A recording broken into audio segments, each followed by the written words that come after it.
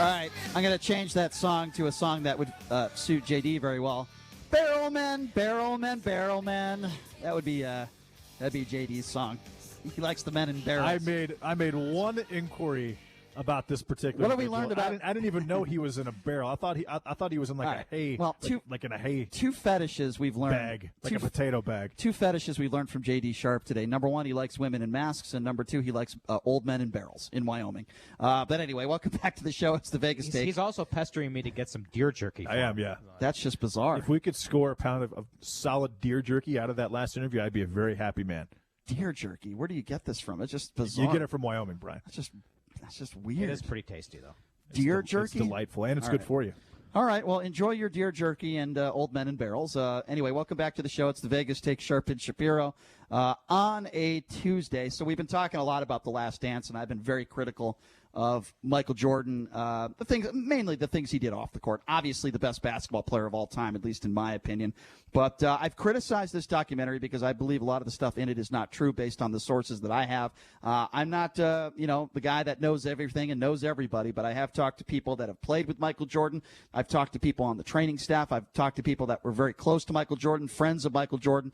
And a lot of the stuff in this documentary was not true. Why? Because, well, Michael Jordan had the last say, and it was through the lens of Michael Jordan, and it was his narrative. It was not anybody else's narrative. This was Michael Jordan's narrative. Make no mistake about it. Well, we talk about this story about Michael Jordan before Game 5 against the Utah Jazz.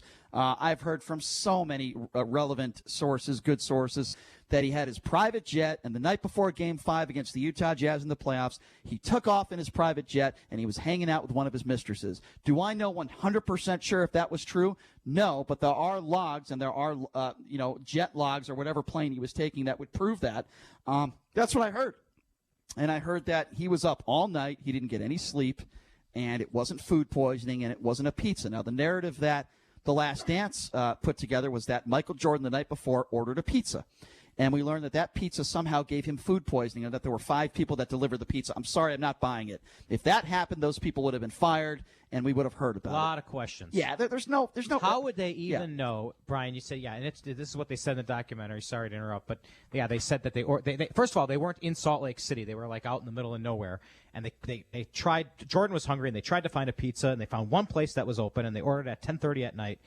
And 5 people showed up to deliver the pizza, absurd. Peeking in the room. Oh, is it Michael? How on earth would they know that it's Michael Jordan in that room? I don't buy it for 1 second. I think this is another one of those cover-ups, and it's through the lens of Michael Jordan. But Last Dance director Jason Hehir offered a little bit more to this story as far as Pizzagate is concerned. He was on Jalen Rose's podcast. It's a pretty good podcast. So, again, this is the Last Dance director giving a little more insight into this Pizzagate situation. Have a listen to this. So earlier that night, those guys all ate dinner and didn't wait for Michael when they ordered. So it gets to be about 10, 11 o'clock, and Michael is starving and says, I want a pizza or get me something. And we're talking about Salt Lake City. They're actually way on the outskirts of Salt Lake. And that's another layer to this story, is that they weren't staying in downtown where things would be readily available. There was no room service in the hotel, so they call out. When the pizza shows up, Michael says, everybody, do not touch this pizza. This is mine. You didn't wait for me. Don't touch this. So he spits on the pizza. First of all, I could totally picture Michael Jordan doing something like that. That is classic MJ. But I'm not buying this story. Sorry, I'm just not buying it. No, not at all. No. First of all, I don't buy that there were 5 people outside the room, that somebody actually intentionally poisoned a pizza and committed a felony. Well, you remember that movie Celtic Pride? Okay, this isn't a Celtic Pride situation. Yeah, we have I do. Dan Aykroyd that's trying to kidnap the star of the Utah Jazz so that his Celtics can win. This is ridiculous. That was a movie. This did not happen in real life. It's nonsense. I'm sorry, I don't believe it for a second. If you were attorneys for Michael Jordan or the Bulls, would you not immediately file a police report? Go to that pizza place and try to figure out what happened if you poisoned? See, this is what I'm talking about. When I'm talking about this documentary and I'm talking about how they didn't question Michael Jordan on certain things, that's what I would have asked. If you believe, and what you're saying is a felony. Again, it wasn't called The Truth About Michael Jordan. Okay, but you're saying that wasn't the name of the documentary. This is a big part of the Bulls. I get he it. was sick in Game 5. This was an important game, and they're claiming that he got food poisoning, an intentional act, not an accidental act. They're saying that a pizza place intentionally gave him food poisoning. Why wouldn't you call the police? Why wouldn't you tell us what pizza place it was? Why wouldn't there be a police report? I mean, none of this stuff happened. Because MJ enjoyed the challenge. Yeah, well, because I think it's a bunch of He baloney. wanted to challenge himself.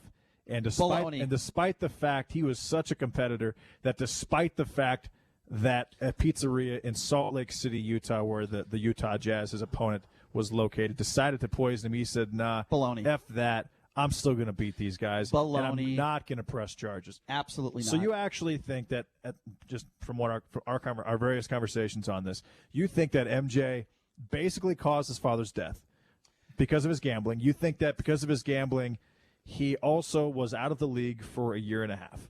And I think that everything, and you can look at it both ways, the way that they did a really good job of setting up that way.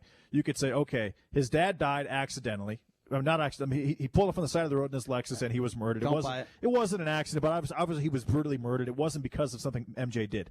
But they had conversations about MJ playing baseball prior to his death. And so, as a tribute to his father, and because he wanted his dad to watch his last ever basketball game, which he would have at that point, he decided to go the baseball route. So whatever your school of thought is, whether you want to look at MJ in a positive light or an extremely negative, cover-up light, you can based on the circumstances. I am going as an optimist. I am saying that I don't believe that MJ's gambling caused his father's death, and I don't think that MJ was betting on his own games or was wagering on games at all in the NBA, and that caused his suspension for the year and a half, which led to his baseball career. So I'm not forming this. You take a different school of thought, which is totally fine. I'm not forming it on just a feeling or an opinion. I'm forming it on at least two players that played with him. Okay. And I'm also forming it on somebody that was on the training staff, and I'm also forming it on somebody that is a very, very, very popular NBA agent that seems to know everything. And if I said his name, you've met him before. I'm forming it on several people. Wait, I've met him? Yes, I'll tell you after the show. I'm forming it on several people that played with him, that were a part of the Bulls organization, and a few NBA agents. And they've all told me the same story, that David Stern had a wonderful relationship with Michael Jordan, that Michael Jordan's gambling and gambling addictions got way out of hand, and he was finally caught. And it was finally addressed by the NBA and David Stern. Michael Jordan was the face of basketball then. He was the superstar, and they put it under the rug. In a way, he still kind of is, because his brand is still so successful. Well, I'm just telling you why I believe that, yes, he did gamble on the game, and I believe it wasn't just one of those situations. You know what? I think when I'm going to win more NBA championships, I'm just going to hang it up, and I'm just going to try to be a professional baseball player. It's ludicrous. It's ridiculous. It didn't happen. Name one player in the NBA who's ever, actually in any sport, who's ever had more than a three-peat. In any professional sport who's ever had more than a three-peat, name one. Name one team ever, because there isn't one. Right, but that has nothing to do with my opinion on whether he bet on the basketball when you win 3 times in a row, at that point, Jordan was a killer. Now, he wanted to win 4 in a row. I'm not saying he's not a killer, but again, his dad was actually killed. And he had a lot of respect for his dad. His dad went to almost all of his games, and they had legitimate. I mean, keep in mind, his first sport was baseball. It wasn't basketball. And he just walked into this organization, hit 202 with no experience whatsoever, had 5 bombs, 50 RBIs, stole 35 bases. I mean, the guy had a chance to be a legitimate professional baseball player. It is possible that he may not have returned to basketball if that lockout didn't take place in baseball. I disagree. I think he was returning to basketball no matter what. It was just a matter of time, and I said that when I was a kid. When he left to play baseball, I said, this isn't going to last very long, guys. This isn't going to last very long. But also keep in mind, when Jordan was gone, it gave a chance to Shaq and Penny Hardaway and a bunch of those other players to kind of build themselves up, which is good for the NBA. Because you don't want fans of just one player and one team. You want it on a national level. You want fans for all teams for all over the country, because it's good for ratings at that point. If you recall, the man who owned the Chicago Bulls also owned the Chicago White Sox. Yeah, Reinsdorf, He wanted a return on his investment. I also find that to be very, very interesting that he decides to play for the Chicago White Sox, and all of a sudden Reinsdorf is getting just a little bit of return on his investment. Well, where else would he play?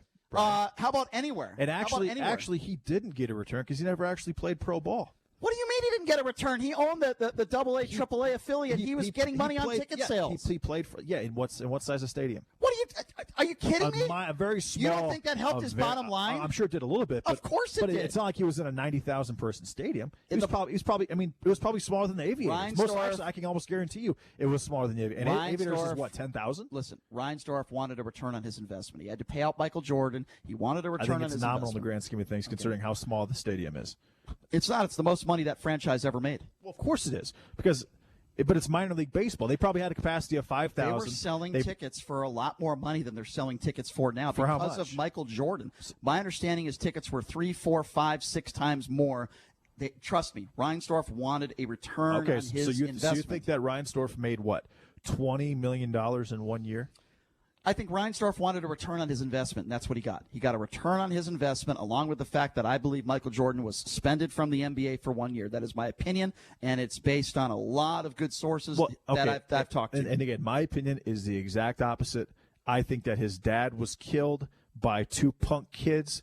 Jordan took that to heart. He said, you know what? My dad watched my last game. We talked about baseball. I'm going to play baseball. But again, the beauty about the documentary, and that director did a great job also explaining it, but the beauty about the documentary is you can decide which way you want to go. And either way isn't wrong, in my opinion. Okay, well, the only thing I would think everybody would agree on is that Michael Jordan not a very good dude. He's not a good dude. That's just the bottom line. Very selfish. Might be the best basketball player to ever live, but not a really great I think human you could being. say he's psychopathic. I mean, the guy used to make lies to himself up to prepare himself. Like for example, that LeBradford Smith. Yep. Remember, he had one big game against him, and MJ he had like 39, and I think he went like 14 of 22, and I mean, he just played outstanding, and MJ played terrible, and they only lost by a couple points. But MJ after that game basically lied to himself and told him that LeBradford Smith like walked up to him and said, "Great game, MJ." Like he did those type of things to convince himself that, to motivate himself to play better. All right, we got to take a 21-hour break, ladies and gentlemen. Sean Hannity coming up next. Thanks for joining us, everybody. Have a fantastic